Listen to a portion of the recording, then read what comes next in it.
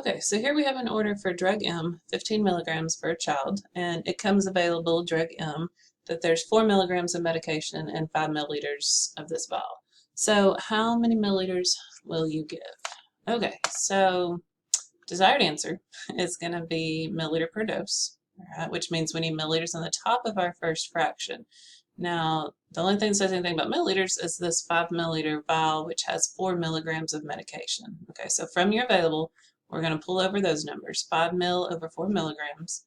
And since that put milligrams at the bottom, that means we need milligrams at the top of our next fraction. So we're going to pull in from our order that we're supposed to give 15 milligrams per dose. It didn't say that, but it's just kind of understood that we give 15 milligrams for this child at this time for this dose. Okay, so 15 milligrams per dose. All right, so when you do your math, 5 times 15, we get 75. 4 gives us 4. Right, our units were canceling out with milliliter on top, dose on bottom. So that's all we needed. We could do our math. We get 75 over 4, and that which works out to be an 18.75 milliliter per dose.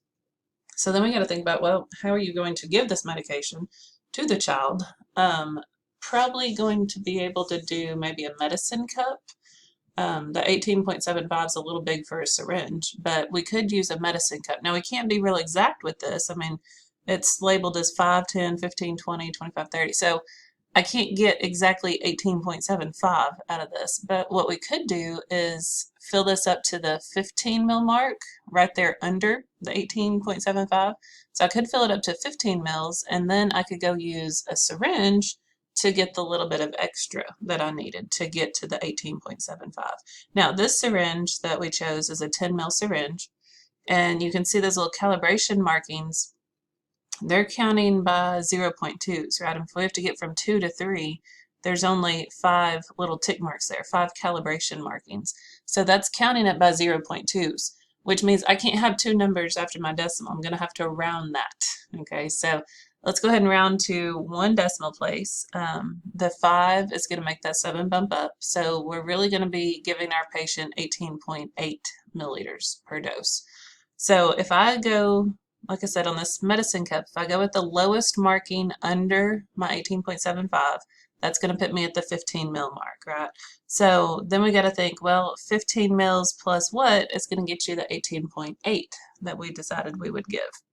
So you can do 18.8 minus 15, right? And that should get you the 3.8.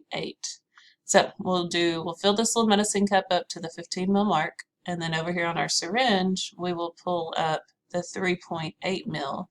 And again, it's counting by 0.2. So this is 3, 3.2, 3.4, 3.6. There's 3.8. Okay, right there before the 4 mil mark.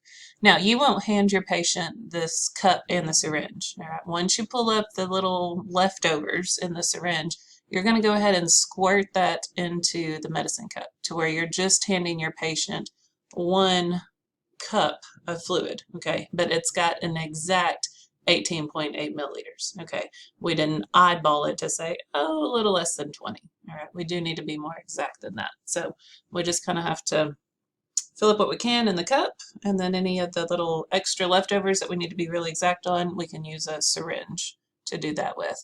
Now, you could use even a smaller syringe, maybe a 3 mil syringe, and that would let you go to 1 decimal place, but not have to be forced to hit the odd ones, like that 3.2, 3.4, 3.6. You could go, to a 3.5 if you need. Well, not 3. That's the reason I didn't pick a 3 mil syringe on this, is because I needed 3.8 milliliters. So I had to go a little bit bigger than a 3 mil syringe, but you could do something like a 2.5 or a 2.3 on a 3 mil syringe. Okay.